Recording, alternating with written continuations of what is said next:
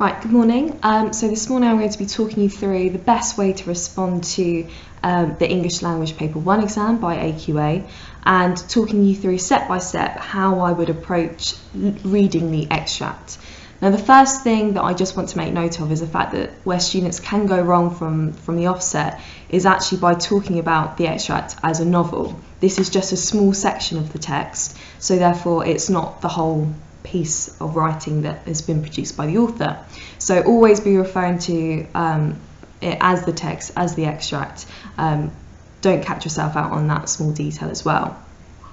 Now the second thing and second piece of advice I'm going to give to you is the fact that it's really important that you read the text first and in lots of detail, because what you don't want to do is you turn to the booklet, go through the questions and then think back. Now research actually shows that students that get a firm grasp and understanding of the text to begin with are going to perform better because they know it inside out in those 5 to 10 minutes that you have at the beginning of the exam in which to do that.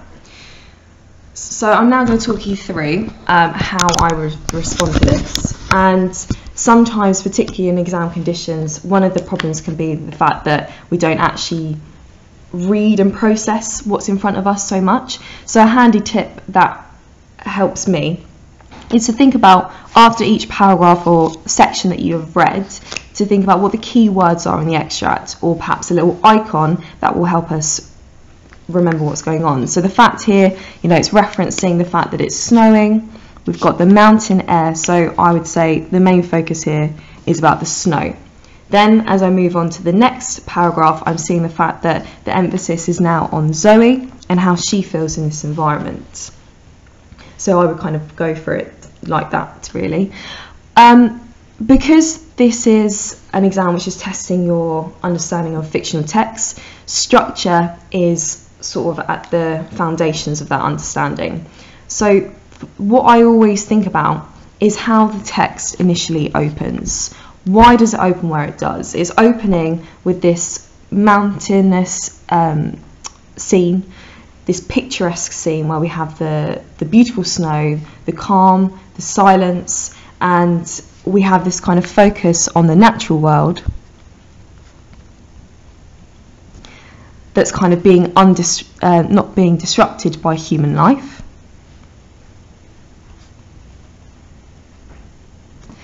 And then we have a zoom in on Zoe and how she feels in that environment. So there's a sense of peace, there's a sense of tranquility, but also there's this sense of stasis, and by that I mean this idea that everything is still. There's no movement other than the gentle falling of the snowflakes.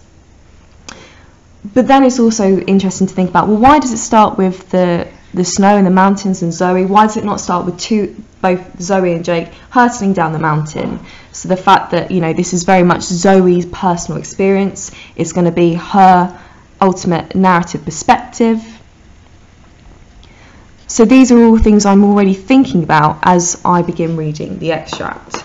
Now the second piece of advice I would give is to always be aware of some sort of change in the text. Now that change could be where we have the introduction of dialogue and characters' voices coming into it. It could be a change in terms of tone, narrative perspective, where we then zoom in on something else. And it's these words such as zoom, shift, change, focus, that are really going to help you begin talking about structure in a sort of firmer way. So for me, as I'm kind of going through this extract, I now see that there's this reference to how she feels that she's an eagle, she feels she's alive, she feels that arrested by the landscape and how beautiful it is.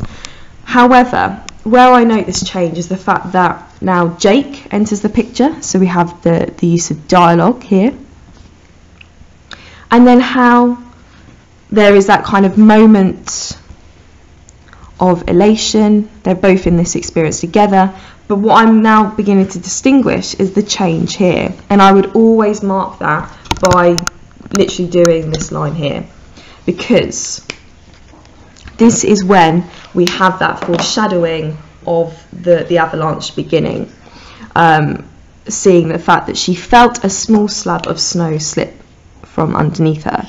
So just as you're going, begin helping yourself out, picking out quotations that are going to be able to help you later on, particularly when you're answering question 4 of this paper, just to do some of the groundwork now. But I wouldn't suggest that you spend all of your time looking at every single language technique that you can find, because it's going to take you a lot longer than 5 to 10 minutes to be able to do that. So this is that sense of foreboding of the avalanche.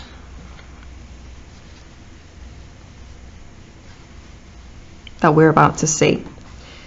But then it's kind of that false start, because then she sees how Jake enters, and it seems perhaps not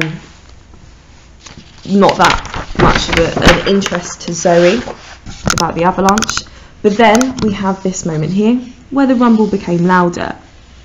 There was a pillar of what looked like grey smoke unfurling in silky banners at the head of the slope. So I think that's interesting. I'm noticing that's a simile there. The rumble became louder. We're having this change, and even in terms of the sentences that are being used, we can sense a shift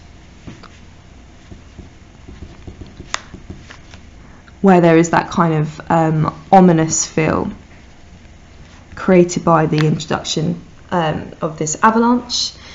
Then how we have this dialogue, which is kind of frantic, it's erratic, as you know, Jake tries to help her, and then focusing on what the denouement, also known as the ending of the extract, is doing. So compared to the others, we see a much more in-depth paragraph. Now some students could say, okay, well, paragraph lengths are definitely something you can talk about, but to just say that, you know, it starts with a short paragraph at the beginning and ends with a longer paragraph at the end doesn't quite cut it. So what you need to be doing is really commenting on why the writer is doing that. Is it supposed to be this sort of assault on the senses, as we are also experiencing this with Zoe, and the fact that we're kind of feeling that sense of disorientation just as she is. And let's have a look at some of the language that's also been used. Now we know that this is a focus just on Zoe at the end, and her experience of this avalanche, and that sense of disarray that she feels. She has a lack of control over anything that she's able to do here. It says here that she's agitated like she was inside of a washing machine. She was dumped heavily in a rib-cracking fall. So we have that sense of violence and that attack on her own body. Then, to complete the extract for this exam, note why the extract is ending where it does.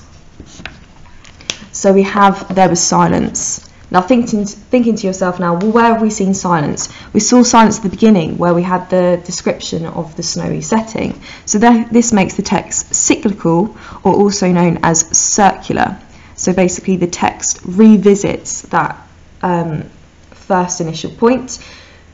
But the silence at the beginning was actually something that was calming. It was tranquil, peaceful. But now it is something that has become sinister, because we are not granted by the writer a sense of what has actually happened to Zoe and Jake. We don't know if they're alive and well. We don't know what's going to happen to them. So therefore it's kind of this ominous change at the end. So you can see I've kind of spoken a lot here about structure, and one thing that I guess helps that understanding of structure in the first instance is I always like to consider it as a house. That's the first image that comes to my mind, because the question we want to ask ourselves is, how is the text built? Thinking about, first of all, where are those foundations in the text, which is why we start with the opening. That's why we end with the closing. So thinking about that door opening and closing. But also, such a vital part of question 3 is thinking about how it interests the reader. So is it the fact that it's captivating our attentions? Is it the fact that it's delaying certain information that we want to find out more? So it always needs to go back to this sense of, how is this text interesting us? So that's a very quick run through on how I would approach this, and then when you get to question 2, which is obviously that language focus, that's when it will kind of signpost you to that particular point in the extract where you can zoom in more on the language techniques. Because what I've seen as a bit of a mistake in some of in papers that I've marked recently is using question 3 as an opportunity to be talking about language and structure. So students have been commenting on the imagery, have been commenting on the idea of I don't know, the connotations of the word eagle. That's not necessary. It's just thinking about this house, how is it being built, and by doing so, how is it interesting the reader.